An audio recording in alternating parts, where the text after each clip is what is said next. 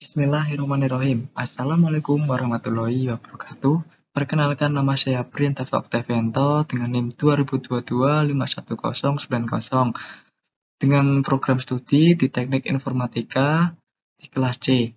Dan di sini saya akan mempresentasikan tentang pembuatan game Android Miopi untuk tes rabun pada mata di RSUD Blut Nabire.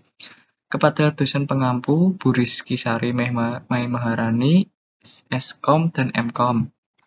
Dan dengan disusun oleh nama sendiri, Priyantafa Oktavianto dengan NIM 2022-51090 di program studi Teknik Informatika Fakultas Teknik Universitas Muria Kudus. Dan selanjutnya yaitu kata pengantar. Saya panjatkan kehadirat Tuhan Yang Maha Esa karena atas berkahnya saya bisa menyelesaikan makalah ini dengan baik dan tepat. Semua itu karena tuntunan Tuhan dalam kehidupan kita. Dan dalam makalah yang saya susun ini berisi tentang pembuatan game Android Miopi untuk tes rabun pada mata di RSUD Blut Nabire. Pada kesempatan ini, saya mengucapkan banyak terima kasih yang sebesar-besarnya kepada dosen mata kuliah wawasan dan aplikasi teknologi yang telah memberikan tugas. Saya juga ingin mengucapkan terima kasih kepada teman-teman saya yang turut membantu dalam pembuatan makalah ini. Besar harapan saya bahwa makalah ini dapat bernilai baik dan dapat digunakan dengan baik.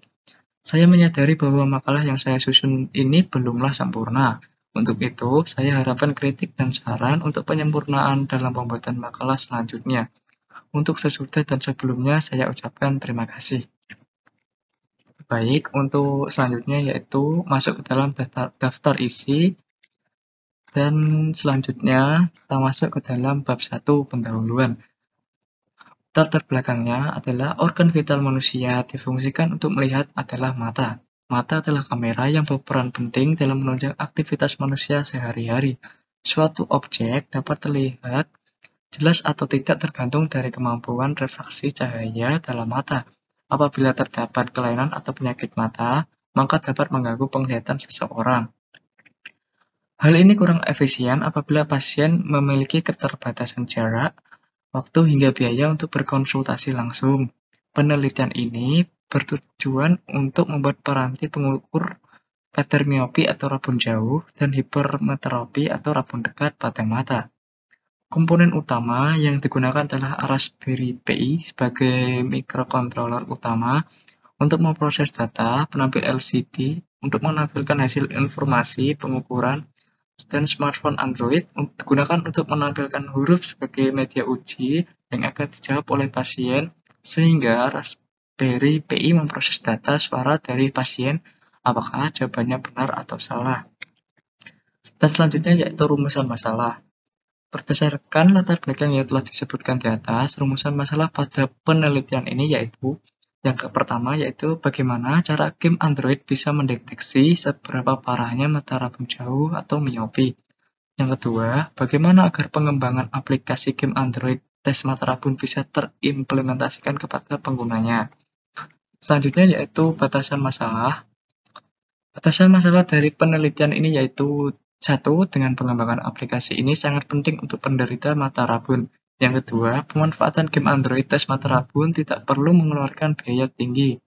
Yang ketiga, mempermudah pengguna dalam deteksi dini tes rabun jauh dan dekat secara mandiri. Yang selanjutnya yaitu tujuan. Tujuan dari penelitian ini yaitu satu, berguna mempermudah penderita untuk mengetahui rabun jauh atau dekat secara mandiri.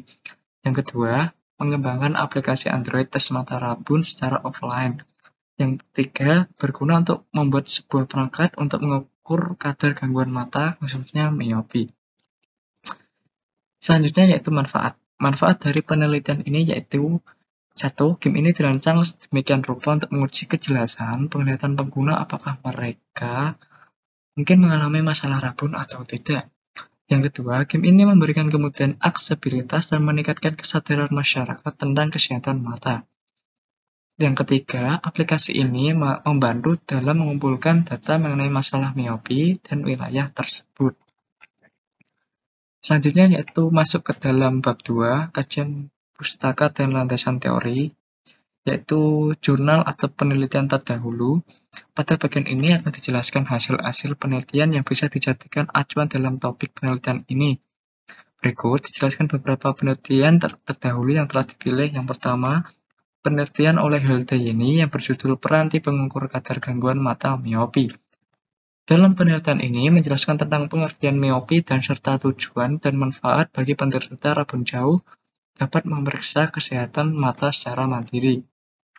Yang kedua, penelitian ini oleh Leni Apriani Sakita Daula yang berjudul Hipermetropi Berlandas Android.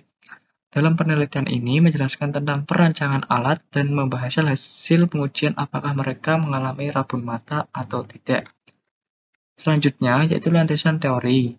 Bagaimana teknologi mobile, khususnya game Android, dapat digunakan untuk mendukung bidang kesehatan mata. Yaitu, landasan teori ini mencakup prinsip-prinsip dalam pengembangan game Android, termasuk desain antarmuka pengguna, kecerdasan buatan atau artificial intelligence, pengembangan grafis, dan pengalaman pengguna yang baik. Selanjutnya yaitu bagaimana manfaat penggunaan game Android dalam tes penglihatan dan pendidikan kesehatan mata. Yaitu memiliki aksesibilitas yang baik dan game Android dapat diunduh dan diakses melalui perangkat smartphone atau tablet yang umum dimiliki oleh banyak orang. Game Android dapat digunakan sebagai alat deteksi dini masalah penglihatan termasuk miopi. Tes penglihatan yang dilakukan melalui game Android dapat mengidentifikasi adanya masalah penglihatan. Selanjutnya yaitu bab 3, metodologi penelitian. Yang pertama yaitu lokasi dan waktu penelitian. Lokasinya sudah tertera di sini, yaitu berada di daerah Papua, maafkan negara, dan waktu penelitian ini dilakukan pada tanggal 18 Mei sampai 21 Mei 2021. Selanjutnya yaitu analisa kebutuhan, dan berikut adalah contoh untuk flowcard-nya, yaitu kita ini pertama yaitu harus adanya start, terus aktifkan sistem, dan selanjutnya yaitu sensor membaca jarak. Selanjutnya yaitu melakukan tes. Tesnya ada dua, yaitu rabun jauh sama rabun dekat. Nah, ini kan membuat yaitu nanti apakah ada pilihannya rabun jauh tidak atau ya, dan rabun dekat tidak atau ya. Dan selanjutnya kita masuk ke alatnya yaitu Raspberry Pi, yaitu untuk memproses data, dan selanjutnya yaitu menampilkan informasi nama, umur, dan nilai dioptri, dan kemudian selesai. Selanjutnya yaitu bab 4, hasil penelitian dan pembahasan. Hasil penelitian yaitu implementasi perangkat keras.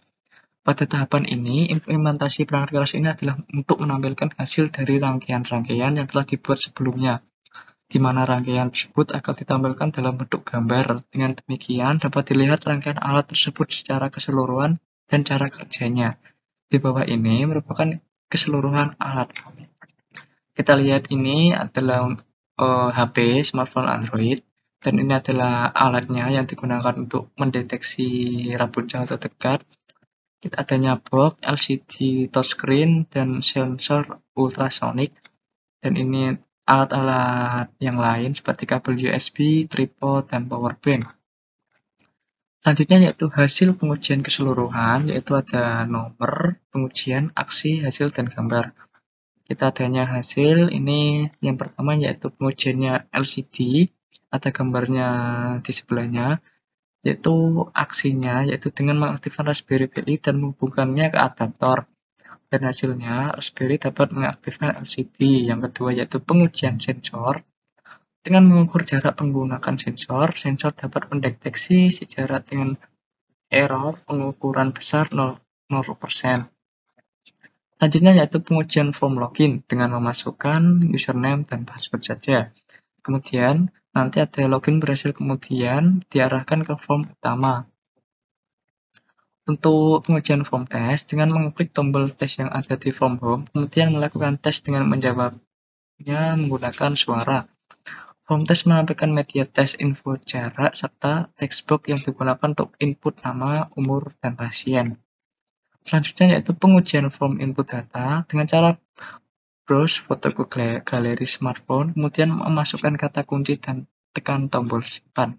Selanjutnya yaitu foto berhasil diupdate. Selanjutnya itu pengujian form laporan dengan cara mengklik tombol laporan yang ada di form home. Form berhasil ditampilkan.